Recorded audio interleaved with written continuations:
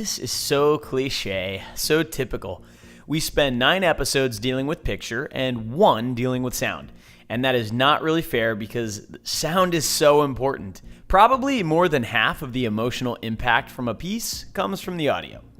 Yet, it's often, as in this case, left until the end, and it's kind of sad really, but what are we gonna do? Let's try to make it as good as we can in 1 episode. Let me take a step backwards here.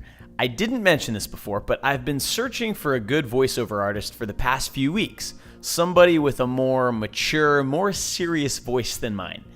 And for some reason, I'm also hearing a British accent in my head. So yeah, British too. I decided to experiment a bit to see how easily and cheaply I could get this done. And I had heard that you can get voiceover artists on Fiverr.com. It's a site where you can get a whole bunch of stuff done for $5. I wasn't expecting much, but I found a guy that actually sounded decent. I have over 8 years' experience of voiceover, and I'm born and bred British, so I have an authentic British accent. Giants are not what we think they are. The same qualities that appear to give them strength are often the sources of great weakness.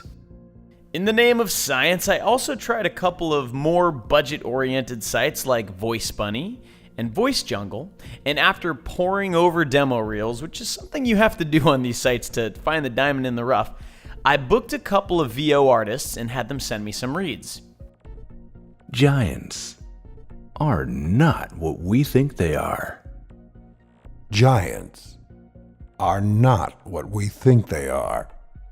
So a lesson I learned is that with voiceover, like many things in life, you get what you pay for. Although the Fiverr guy was actually pretty good.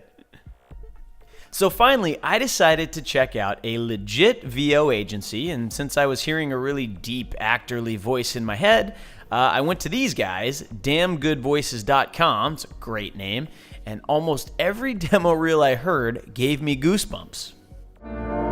From a time when modern technology was taking its first steps, Berliners, gaunt from short rations and stress, had little. For some, it's a lifelong passion. For others, it's something discovered yesterday. I wish my voice sounded like that. So after an email exchange with these guys, I had demos from a bunch of incredible VO artists. Giants are not what we think they are. Giants are not what we think they are. Giants are not what we think they are. It was really hard to pick one, but this guy, Bill Champion, what a name by the way, his voice seemed to have the right balance of deepness but approachability, and it just sounds good. So here's what his audition sounds like in the context of the cut.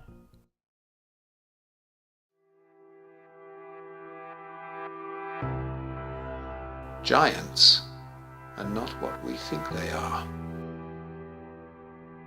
The same qualities that appear to give them strength are often the sources of great weakness. The powerful are not as powerful as they seem, nor the weak as weak.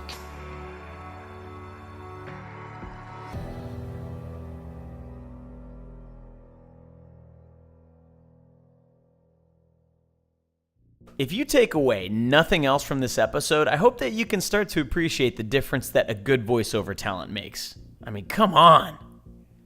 I booked Bill, and we did a live recording session over Skype. So this way I could hear his takes and I could give him direction, and an engineer recorded everything on their end professionally so it would sound great when I got the files.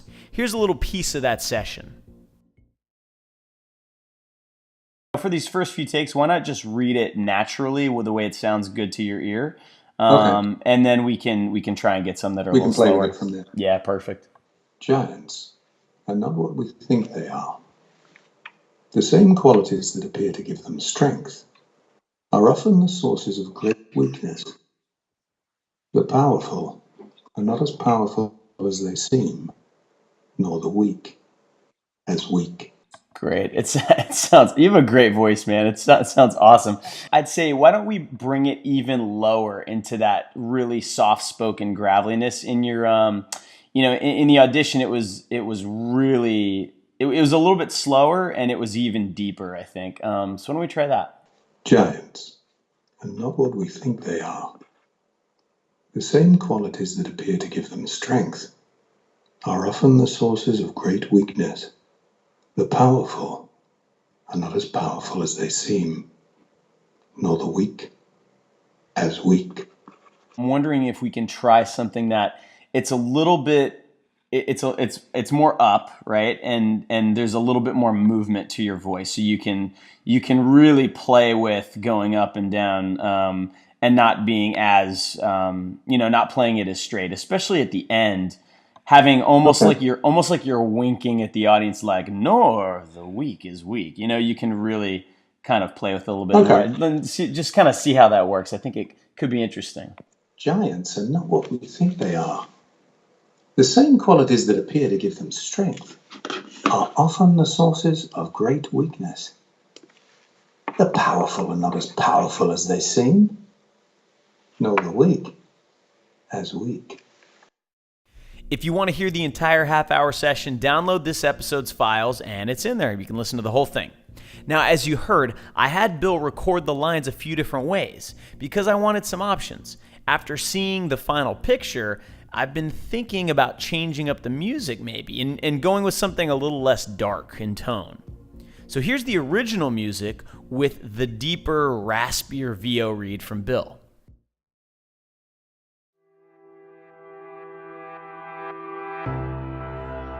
Giants are not what we think they are.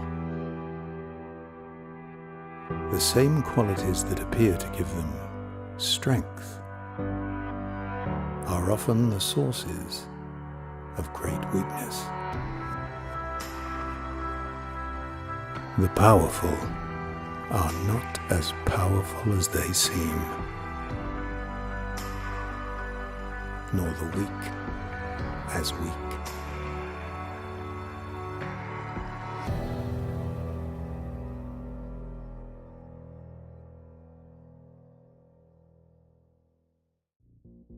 And here is a lighter, more storyteller-ish read from Bill with a different and lighter music track.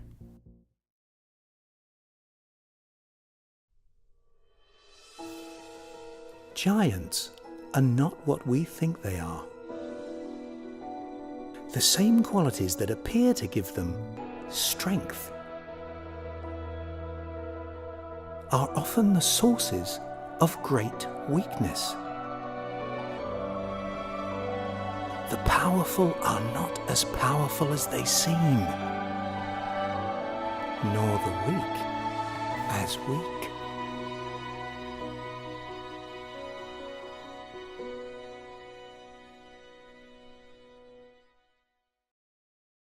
Talk about a completely different feel based solely on audio.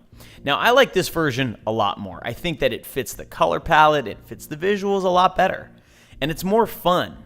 So now we need to add some sound effects. Let's talk about how we do that. So here's the sequence with the music and the voiceover, and I've locked those tracks so we don't screw anything up, and now we're ready to start adding sound effects. The first thing we need to do is get some sound effects, right? If you don't have any sound effects, what are you going to use? So I wanted to give you some resources that I use a lot when I'm looking for sound effects. So the first one I want to talk about is sounddogs.com. A lot of sound effects that you're going to need, depending on the project, and, this Giants project might actually be an exception, but a lot of projects are going to require very specific sounds.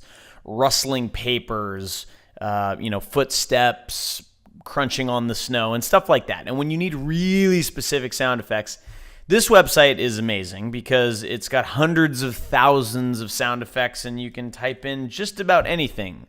Volcano, for example, and you can see not only do they have volcano sound effects, they have underwater volcano sound effects, and you can type in wiffle ball if you're working on a commercial that has wiffle ball in it, and look, there's like multiple sound effects for wiffle ball sounds.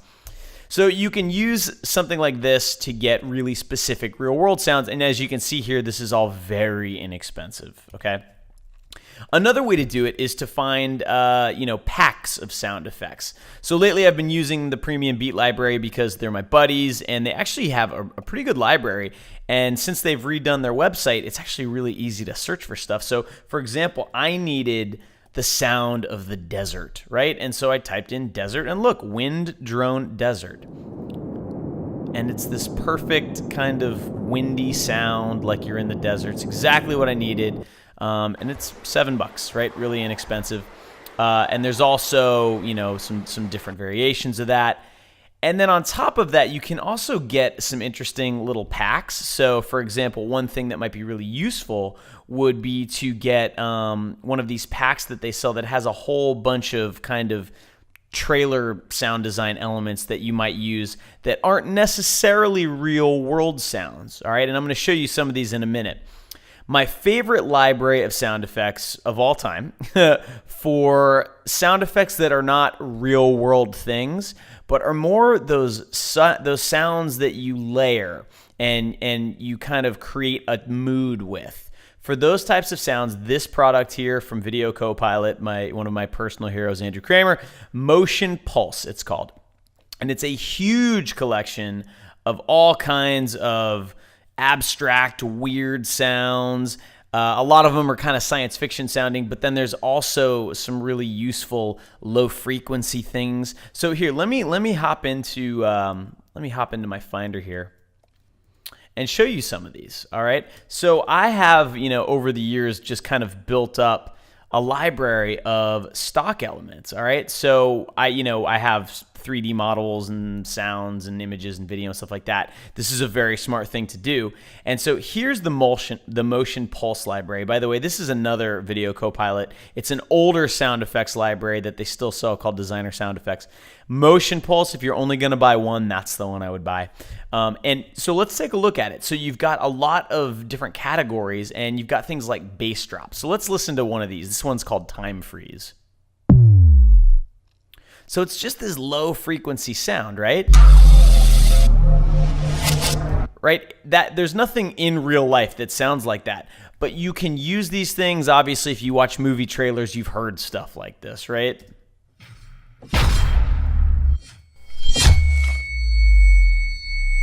Right? And, I think sound effects like that are really neat. These really low frequency, there's a whole thing called subsonic impacts.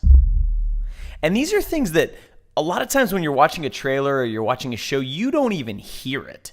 It's a subconscious thing that just adds tension and makes you feel a little uncomfortable. And so you can layer these things at certain moments to create a mood without your audience even really knowing what's going on. So this library also has a lot of interesting stuff. One sound effect that I knew was going to be problematic was the way the vines sound when they're growing.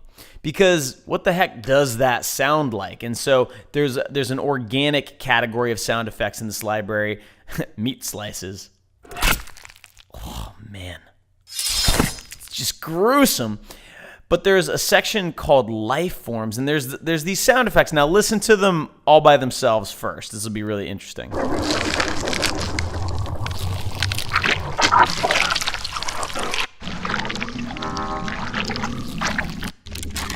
See, they sound really disgusting, don't they? It's like oozing, gurgling, sloshing meat crawling across the ground or something. And by themselves, they sound atrocious. But when we layer them with the music and the voiceover and we bury them in the mix a little bit, and maybe we layer in some of this, maybe some of these techier versions might work better.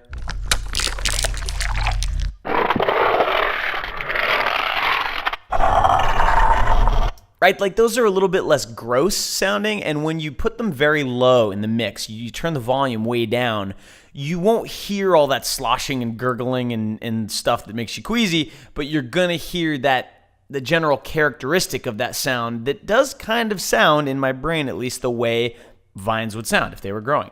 All right, so I've got all of these different libraries of sound that I can pull from. And so what I've done is I've brought those in and I have my sequence ready to go. So the first thing is right at the beginning here.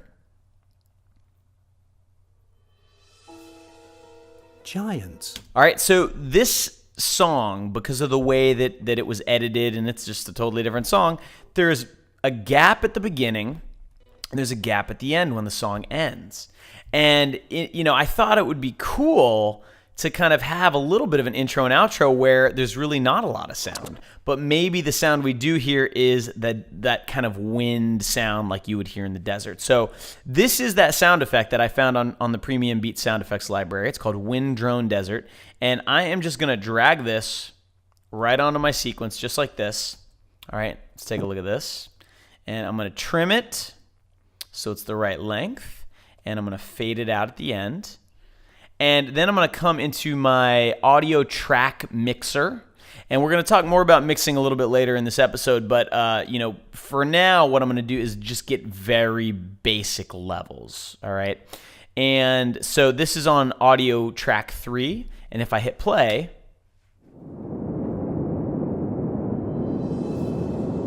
Giants are not. That wind sound is totally overwhelming absolutely everything else. So I'm going to bring that track way down. And the difference between the track mixer and the clip mixer is that the track mixer affects the volume of every single thing that ends up on this track. Okay, if I put new sound effects on track 3, it affects the volume of all of them at the same time, versus the clip mixer, which only affects the clip that your playhead is currently over. And you can actually set individual clips too, which is really useful. All right, so we're going to start with just the track mixer, and we're just going to bring this volume way, way down. What we think they are. The same qualities that appear to give them strength. All right, so now at the beginning,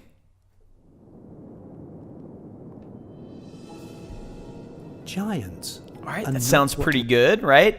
And we're going to do more mixing later on. Right now, I just want to sort of build the bed of sounds, okay? I like how you get this nice wind coming in at the beginning. I don't need a crossfade at the beginning because the sound effect has a built-in crossfade.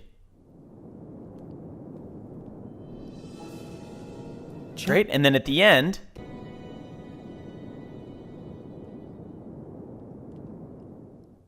I like how you keep hearing the wind after the music kind of dies out. That's kind of neat to me, okay?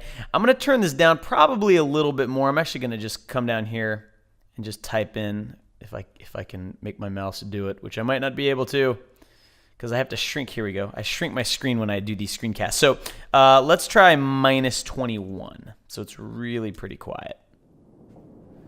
All right, we're just getting a little bit of level there. Giants are not what we... Okay, so now let's talk about something more interesting than the wind. Let's talk about something like the vines, all right? So what I'm going to do, I'm going to hit Shift-. I'm going to make my tracks smaller, and I'm going to lock this track now since the wind is kind of in the right place. And let's go in and let's start sound designing this moment here, okay? And let's talk about it. So you've got this burst of kind of particles where the inside of the plant goes dark, right? Because the shadow has been cast over it. So we're going to need something there, but I want to focus on this first, okay?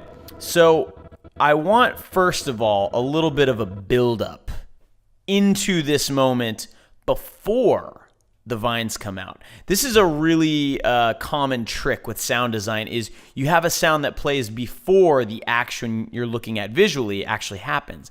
And it's kind of a precursor, and it makes everything feel choreographed, okay? So if we come into my sound effects folder here and we go into Motion Pulse, there's, I've brought in every single sound effect, and you've got these things like velocity, okay? And there's a whole folder here of reverse effects.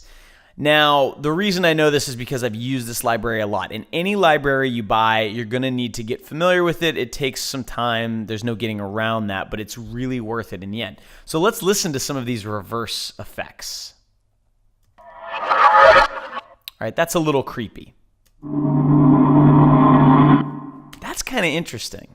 All right, that one might actually be kind of interesting. So let me mark this one. I'm just going to label it with a different color so I can remember that I like that one. That's kind of interesting too, a little creepy. That one's too short. There's also some ones labeled high down here. That's kind of interesting too.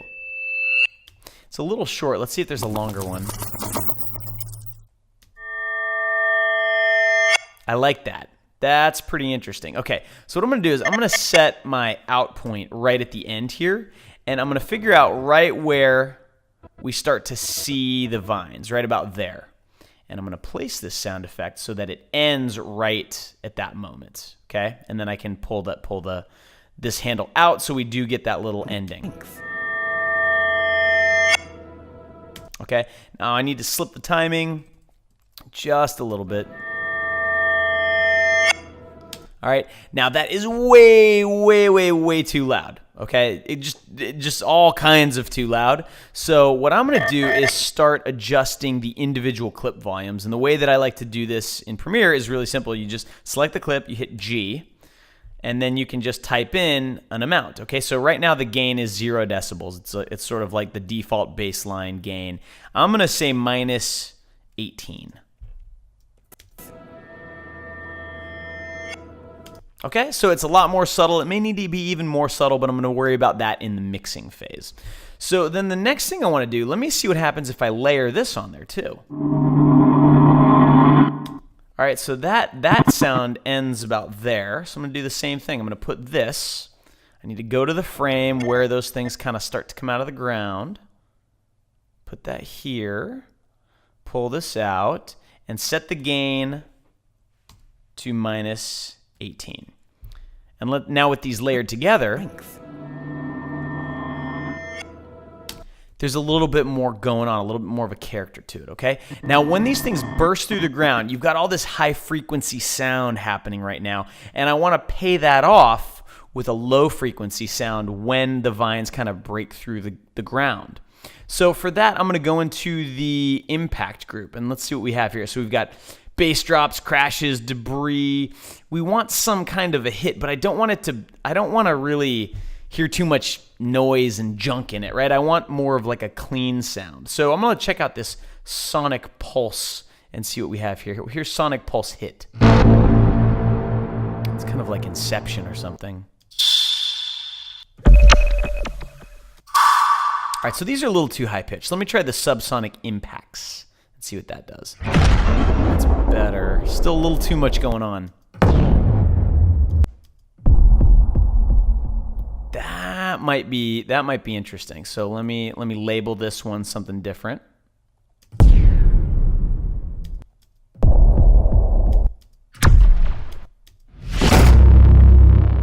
That's really cool, but it's a little too angry.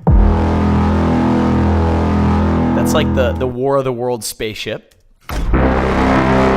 Same deal.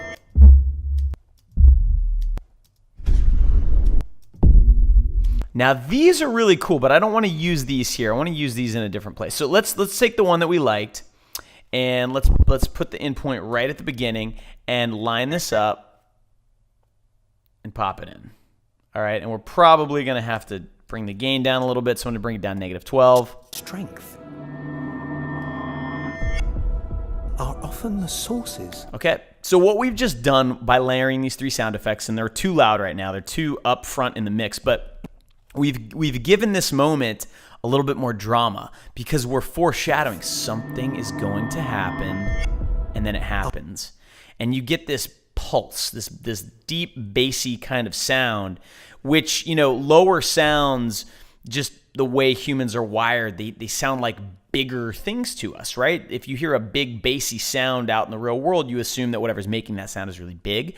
And so that can add more weight to a moment like this where it's literally just some vines coming out of the ground and nothing enormous is happening.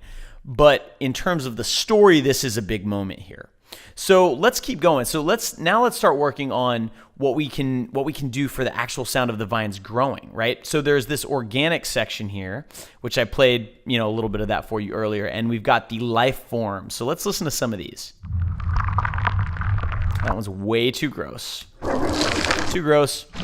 Too gross. Too gross. Let's come down here because some of these techie ones were less gross.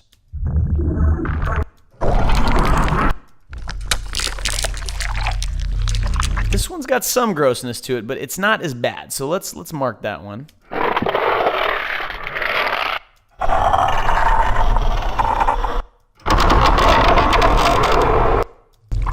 All right, let's start with this one, okay? So right when this thing starts to come out of the ground, right there, I'm going to take this sound effect, and we're going to knock it down to -12, and let's see what this does.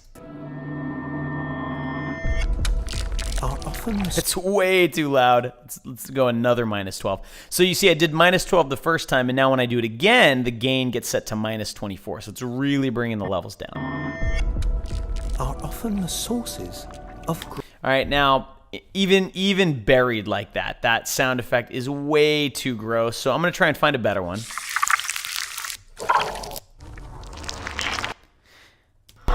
And I might try this one. Here we go, this one. This one, it kind of sounds like tape ripping or something. And so I think this one might actually be kind of interesting, buried in the mix. So let's do -24 on this. Are often the sources of great weakness. Cool.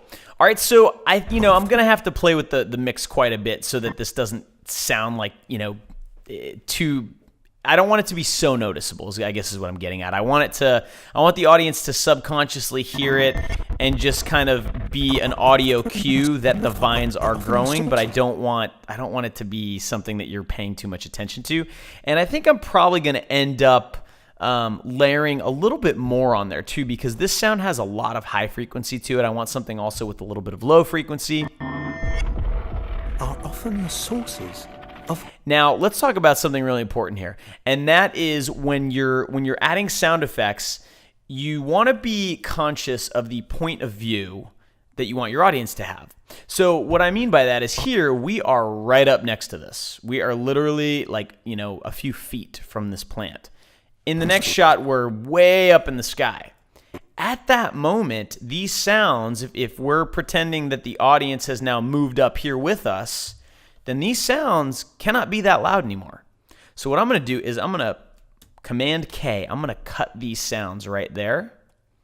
And what I could do is just hit G and subtract, I don't know, like another 20 decibels from them. Sources of great weakness. Right, so when we cut to it, are often the sources of great weakness. You get that sense that, whoa, we've moved. Okay, and if it sounds too jarring, I could always add a little bit of, I could select the transition, just control click it and say apply default transition and add like a really short dissolve, like a 4-frame dissolve or something to it, which will just help transition us as far as the sound goes. Often the sources of great... Right, and maybe I took it down a little bit too far, so maybe I should add back like 10 dB to it. Sources of great weakness. There we go, and you can see that this sound effect doesn't actually go far enough, so I'm gonna grab my slip tool and I'm gonna slip this audio over so that then I can actually extend it all the way to the end of that shot. Okay? Sources of great weakness. All right, so I'm paying attention to where the camera is, which is also technically where the microphone is, the pretend microphone that is recording these sounds that's being made by the plant. All right. So then on this next shot here, this is a big shot because this is where we see what really is going on. This plant is beginning to overwhelm the building. So on this shot, I may want to start these sounds over, and I basically just copied these because they're going to be loud again. But I'm also going to want some of that low frequency, that subsonic kind of feel, which it's gonna be almost unnoticeable. You're not going to consciously really hear it. It's just going to add this sense of bigness, something like that. Let's just try putting this at the beginning here. It's going to be too loud, so I'm going to bring it down -12.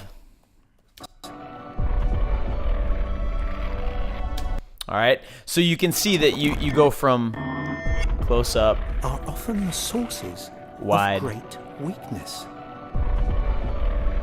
right? And this impact is too much, I want something that doesn't have such a, maybe like that.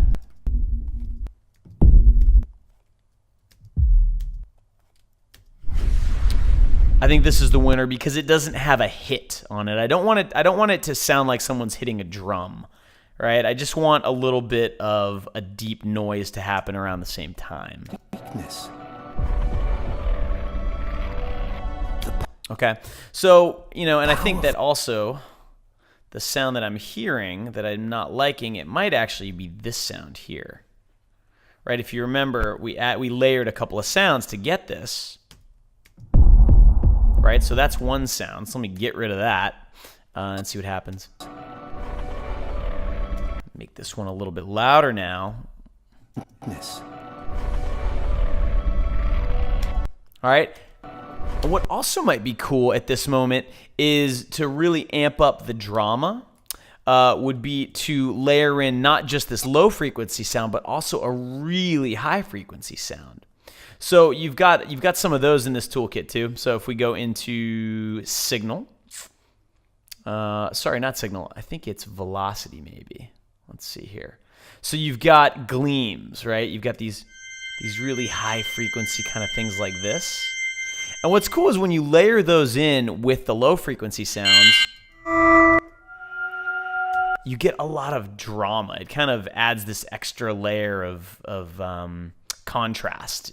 All right, so I'm going to, what I need to do is actually add some more audio tracks. So I'm just going to go to my sequence and I'm going to say add tracks, 0 video tracks, and I'm going to add 4 more audio tracks, just so I have more room.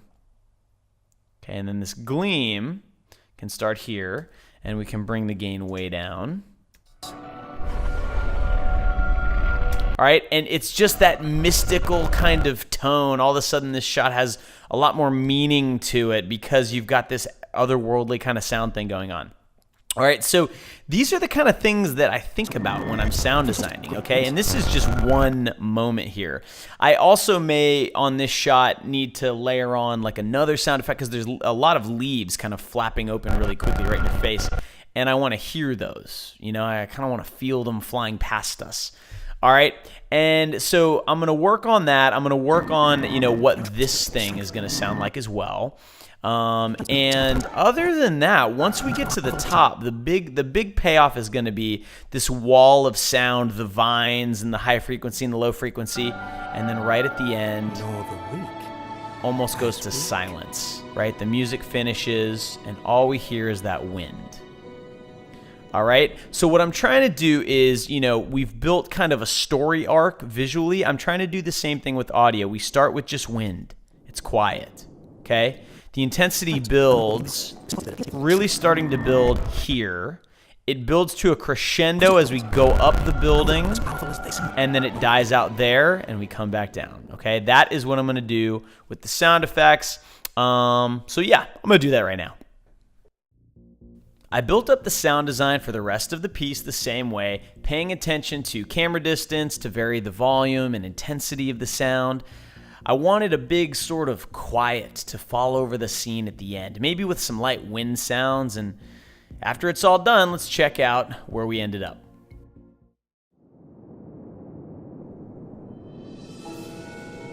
Giants are not what we think they are. The same qualities that appear to give them strength are often the sources of great weakness. The powerful are not as powerful as they seem, nor the weak as weak.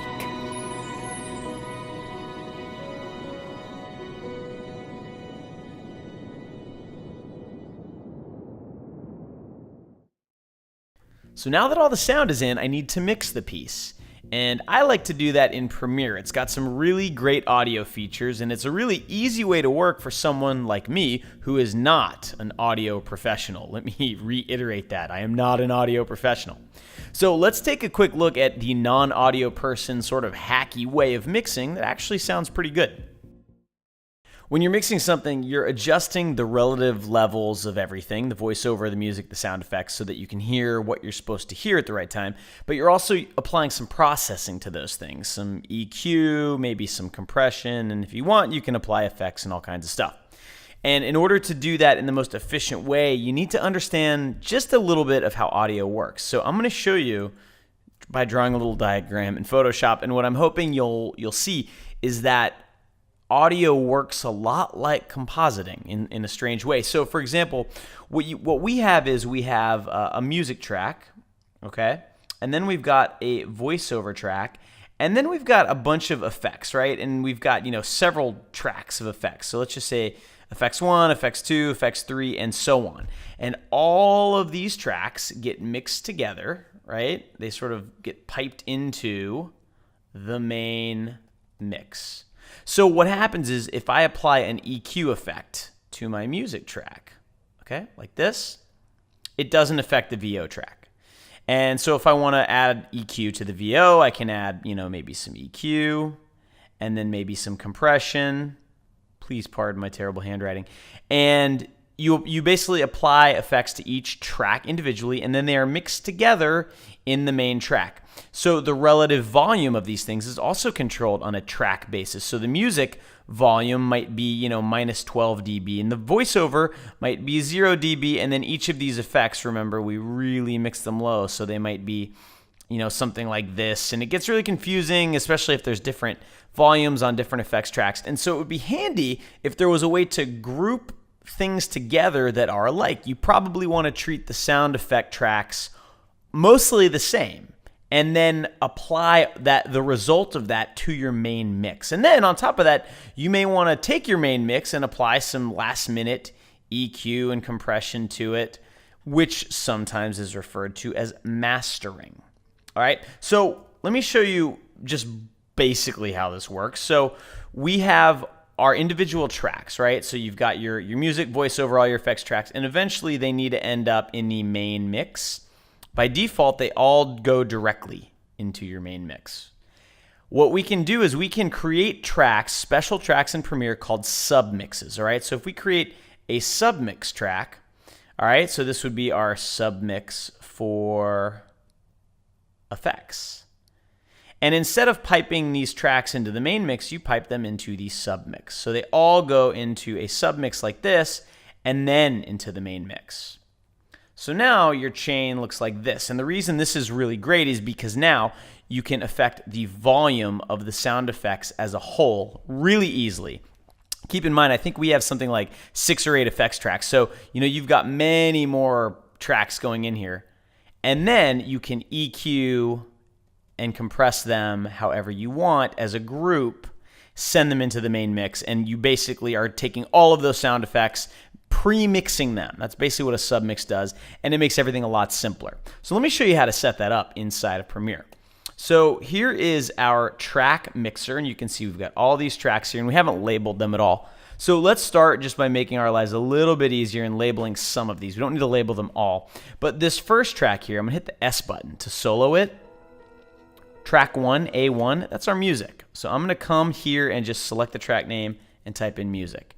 All right, so now in my mixer at least, I'll be able to see what I'm working on here, okay? Then track 2.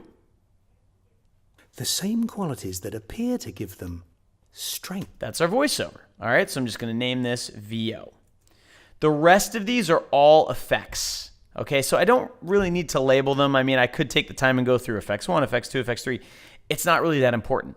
Now, what's important is this little section here. This is the track output assignment. And by default, they're all going to the master track, which is basically your main mix. If I scrub all the way over here, you'll see at the very end, you've got this master track. You can actually apply a volume control and any effects you want, compression, EQ, anything else, to the master track, and it affects your entire mix. So we can do individual tracks. We can also do the main mix. Now we need to set up the submixes, okay? So, the way to do this is you go up to sequence and you say add tracks, and we want 0 video tracks. We want 0 audio tracks, and then we want 1 submix track. Okay? And so what this is going to do is now, next to our master, we're going to have this submix track. So I'm going to call this sound effects, SFX. Now, basically every track except for the music and the VO tracks should be going into this sound effects submix. So by default, they're not. Okay, let me turn off the solo here. Are often the sources. So if you look at the levels of the sound effects submix, of great. There's nothing going in there. We need to actually route the signals properly. So I'm going to go to each track, and I'm going to click on this master, and now we get this option for SFX. So I can just quickly click through all of these, and I'm routing each of these sound effects tracks to the sound effects submix. And then the sound effects submix is routed to the master track. So now watch this. Weakness. And what's great is now this one control controls all of the sound effects. So if we come back here. Of great weakness. Right, so you see, so now you have one slider, and any effects you put here are applied to every single sound effects track simultaneously. So this is a great way to now make our mixing really only, we're really only talking about 3 tracks: the music, the voiceover, and the sound effects submix. All right, so let's start by getting the music and the voiceover to sound the way we want. So I'm just going to solo those 2 tracks.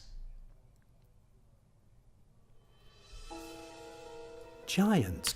Now, I like to keep it simple. As I've said before in this episode, I'm not an audio guy. I know just enough to make things sound a little bit better and hopefully not ruin them. So here's a couple of things you need to understand about audio. All right, let me just go ahead and clear this out.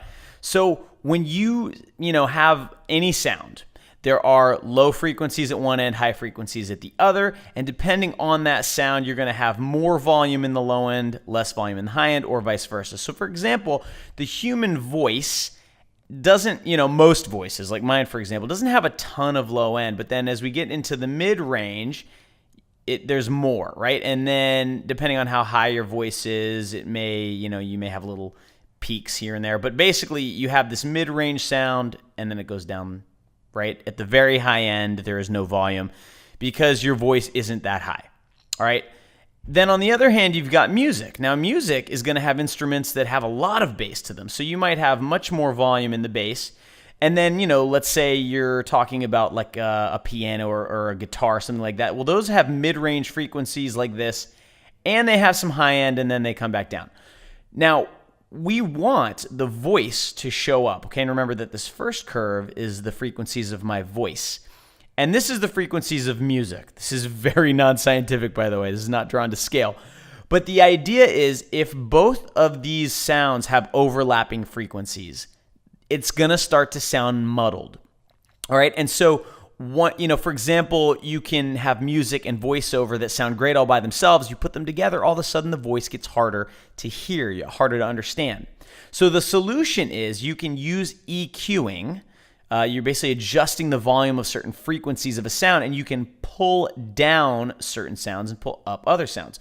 So what I might do is take my voice, right, and boost the mid-range, right? So I might add a little bit more of a peak here, and you need to know what frequency this is, and depends on whose voice it is, but generally, your voice lives in around the, the 1K to maybe 6K range, okay?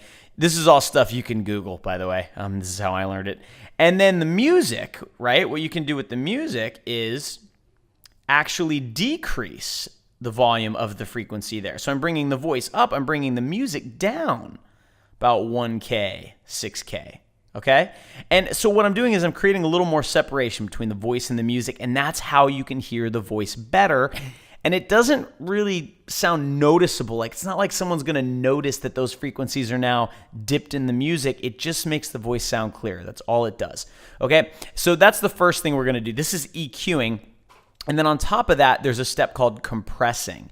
And when you compress something, typically we compress first. But basically the way compression works is if you have a sound that has no low, very little low end, and then a lot of mid-range, and then no high end, right? Like, so here's your frequency chart. What compression does is it basically takes, the range of this sound, all right, which right now is like this. And it literally squashes it. So it makes the volume of, the highest volume frequency, it makes that a little bit lower, and then it makes everything else a little bit higher. And so what you end up with is the same sound with the frequency volume sort of leveled out. And, you don't really need to know too much about the technical ins and outs of it. What you need to understand is the result it has. It makes voices sound punchier. I guess that's the best way I can describe it. It makes things sound punchier. So let's go into Premiere and let's talk about how to use this stuff. So I'm going to start with actually just the voiceover, all right? And what I'm going to do is I'm going to set an in and an out, and I'm going to come over here, and I want to set this to loop, so I'm going to turn on my loop option. Giants are not what we think they are. Giants are not what we think they are.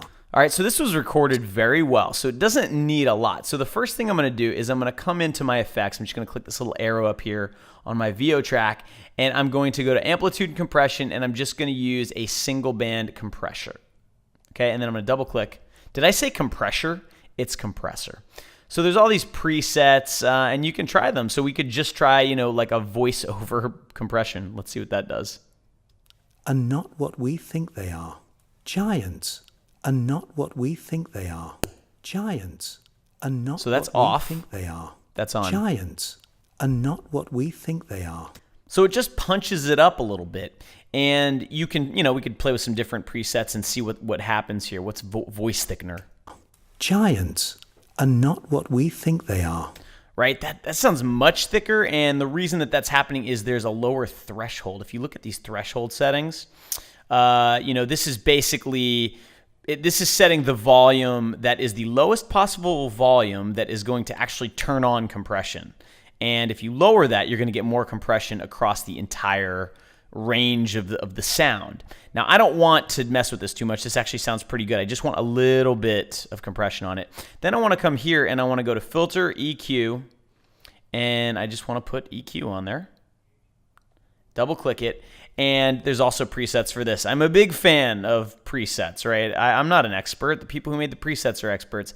And what I want to do is add a little bit of presence, right? And if I select the warm presence preset, you'll see what it's doing is it's boosting a few select frequencies. Now, as I said, your voice typically falls between maybe 1K and 6K, 7K. For female voices, it might go a little higher.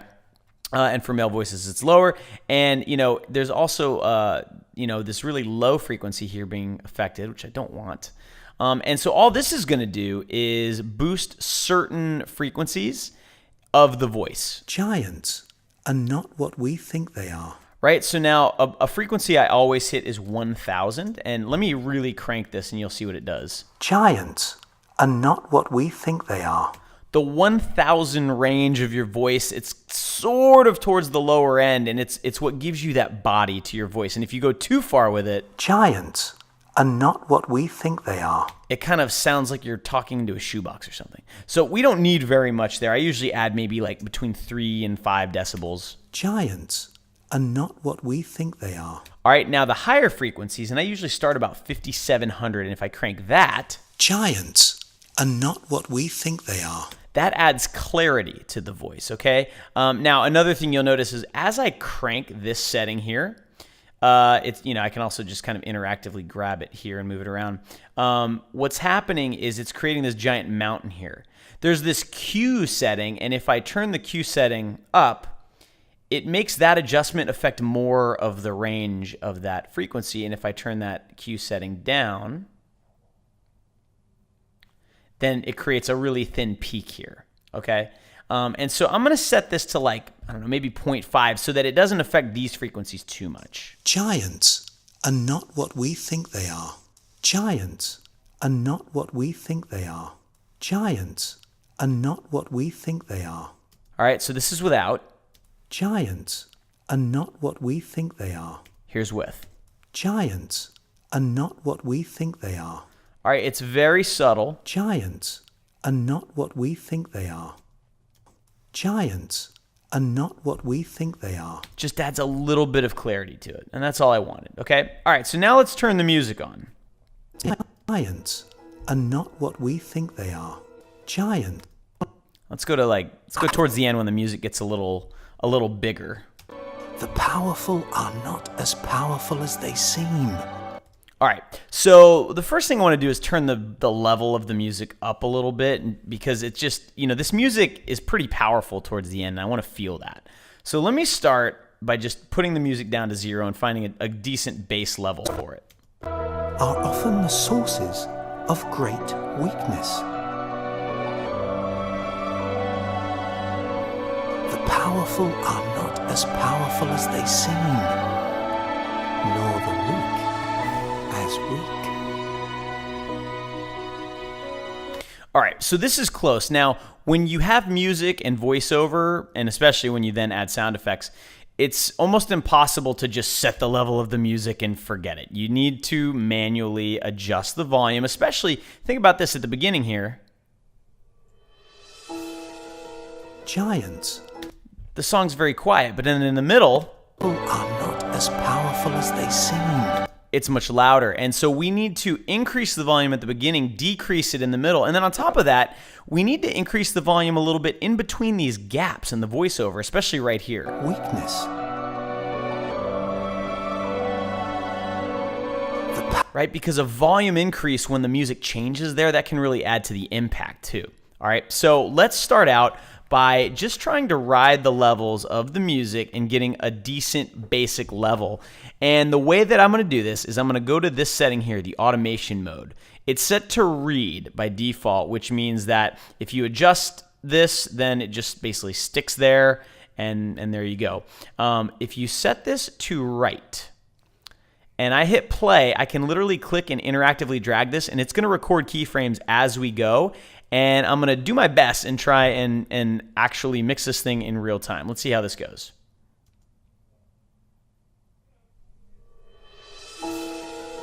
Giants are not what we think they are. The same qualities that appear to give them strength are often the sources of great weakness. The powerful are not as powerful as they seem, nor the weak as weak.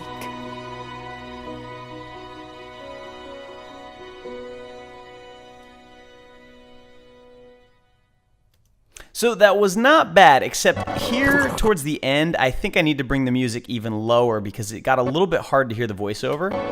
The powerful are not as powerful as they seem, nor the weak as weak. So what I'm going to do is I'm just going to come back here. Weakness. By the way, notice that this is automatically moving. And what I'm going to do is I'm going to set this, I'm going to go to a point where I want to start recording again. I'm going to set it back to right, and then I'm going to hit play, and I'm just going to do the ending. The powerful are not as powerful as they seem, nor the weak as weak.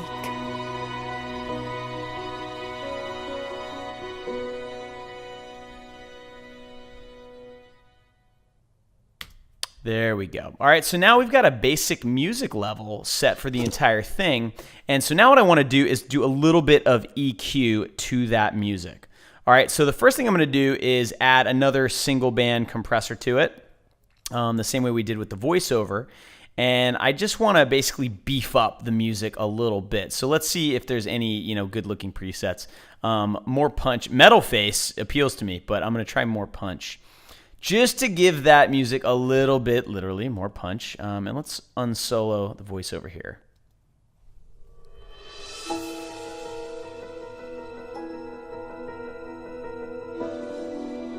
So this compression on the music, all it's going to do is it's going to do a couple things. One, it's going to help it sound better on more speakers, like crappy laptop speakers, crappy headphones. It's going to enable speakers with less range to be able to play that music and have it still sound okay.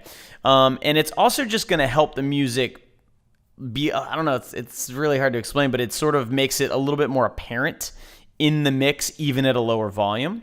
So then I'm also going to add EQ to this. And so what I want to do here is come in and I want to take those same frequencies that I boosted on the voiceover, and I want to dip them a little bit, okay? And not a ton, like maybe -5 or something. Okay? And then I think it was 5,700 that we hit, so let's do that on the music and drop that by 5 dB. All right, and I don't think I actually enabled that. You have to enable these channels, otherwise nothing happens. And so now if we turn everything on, music and voiceover. Giants are not what we think they are. The same qualities that appear to give them strength are often the sources of great weakness. The powerful are not as powerful as they seem, nor the weak as weak.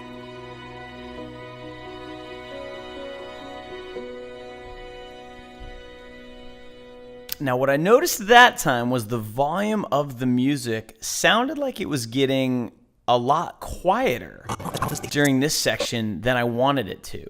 And I think what's going on is the compressor may have too high of a ratio on it. You see how high that ratio is? That's extremely high. So I'm going to set that down to like 5, and let's see if that makes the volume any better for us. The powerful are not as powerful as they seem. Still a little bit quiet. Let me actually turn that compressor off for a minute. The powerful are not as powerful as they seem, nor the weak as weak. All right, so this more punch preset, it's doing something weird to the music. It's basically, because of the way a compressor works, it can actually decrease the volume through compression. And so what I'm going to do is I want something a little bit, just something really light. Let's just say light mastering. I want a low ratio, a high threshold. This shouldn't really touch it too much. Powerful are not as powerful as they seem, nor the weak as weak.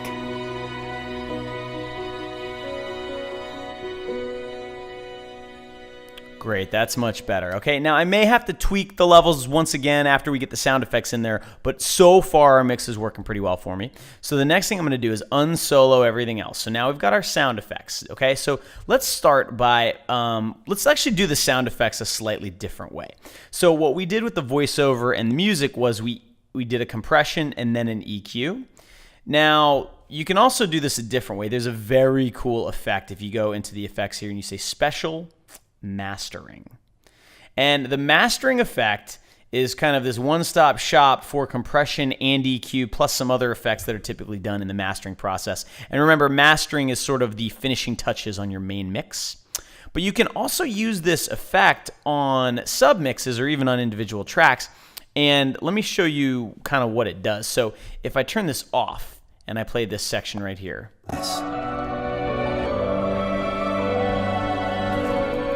Powerful. We're not hearing very much, so let me just go ahead and mute track 1 and 2 temporarily. Listen to this.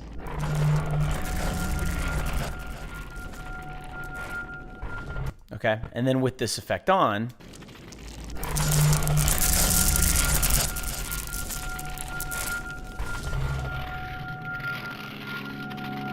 all right, so with this preset, what it's doing is it is compressing this. That's what this loudness maximizer setting is doing, is it's applying compression. And then the, there's some other bells and whistles here. You can add reverb, an exciter, which basically just brings the high end up. It makes it a little crisper. And then there's an EQ here, so you can kind of do a lot all in one sort of plugin. And there's some different presets here, including one, make room for vocals. And if you click that, watch what it does. It drops a little notch there, right? Here's about 1,000, and somewhere over here is like 5,000 or 6,000. And look at that. Takes a little notch out for you. So it literally makes room for the vocals. So what I want to do, I actually liked this bright hype preset. I liked what it was doing. But I want a little bit more low end and a little less high end. Okay, so what I'm going to do is I'm just going to adjust this EQ and actually bring some of that low end back up And then I'm going to come here and take some of that high end out. And actually, I can add another control point and kind of do it this way. I actually like the way this EQ works, where you can grab these little brackets and have the EQ affect more or less. And I want that low end to still be in the mix. So let's listen to this. All right, I'm going to turn up the loudness maximizer too.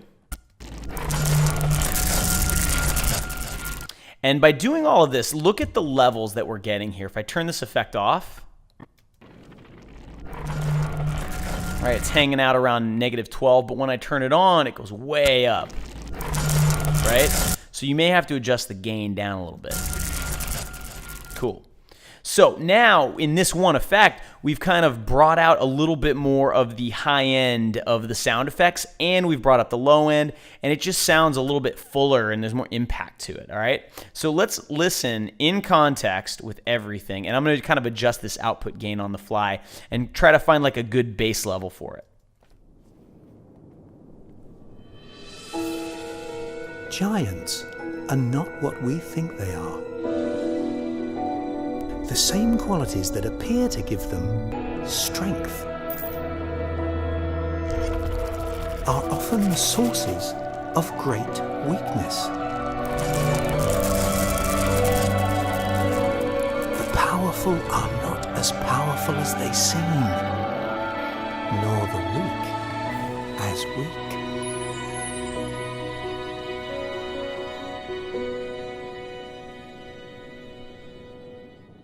Right. So this actually worked out pretty well. What I'm going to need to do is I'm going to need to go through my entire cut and put little crossfades on almost every single sound effect that starts and stops or changes volume drastically, like here.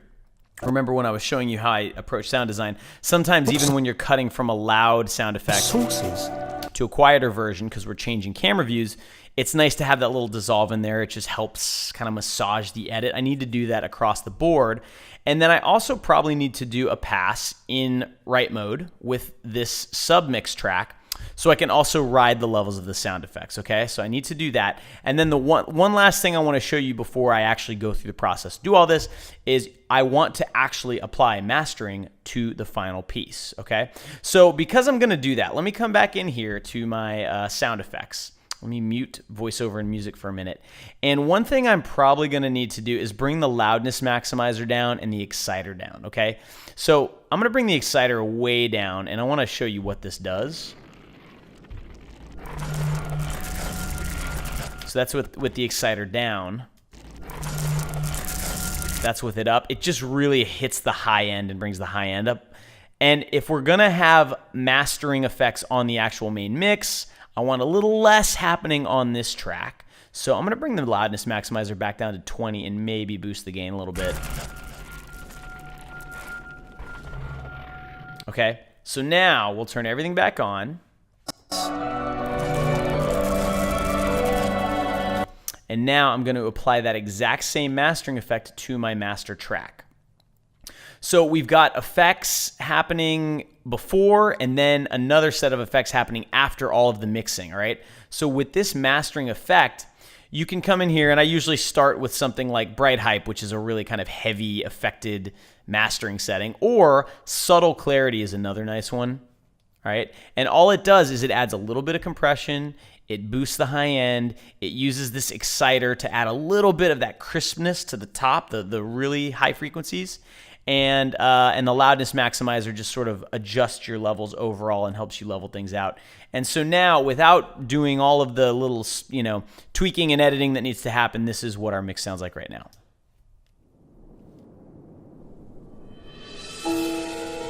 Giants are not what we think they are.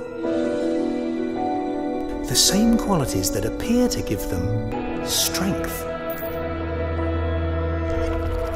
are often sources of great weakness. The powerful are not as powerful as they seem, nor the weak as weak.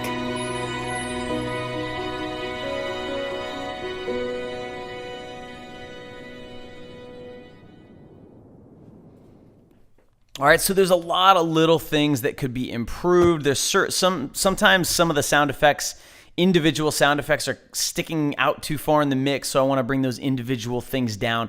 But now you see the workflow. We've now got a pretty good working mix, and just to show you how big of a difference that made, listen to this section. Strength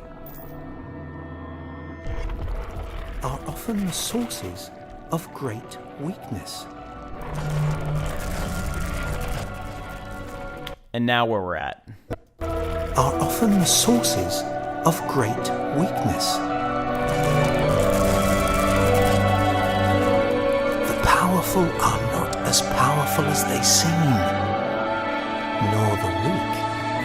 All right, so we've got, basic levels, we've got our EQ and compression set up, and now we can really get in there, nitty gritty, make sure we're happy with the relative level of everything. I'm gonna do a pass with the in write mode on the sound effects submix, and then we are going to have a final mix. And now, gird your loins, here it is, Giants.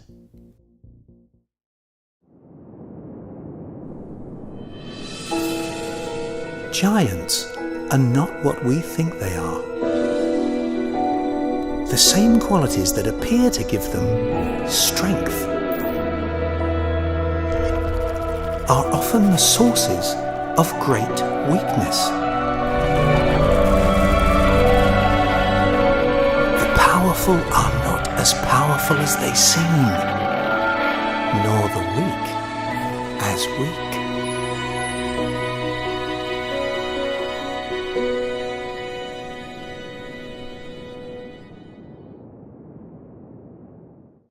So there it is. Piece of cake, right? It only took about 10 hours to get to this point. And actually didn't really take 10 hours. It's about 10 hours of behind the scenes, but really more like, 2.5 months of work, slaving away.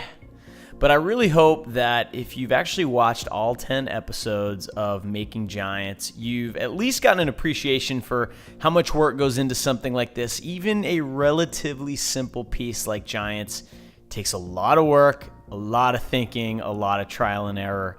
I really hope you learned something, and if you did, maybe you want to join the School of Motion mailing list. Follow us on Facebook and follow us on Twitter, and help spread the word about what we're doing here in these really in-depth, absurdly long sort of learning video series, and there are many more of these planned. So thank you for being a part of the School of Motion community. Thank you for following the Making of Giants. I hope you enjoyed it, and we will see you later.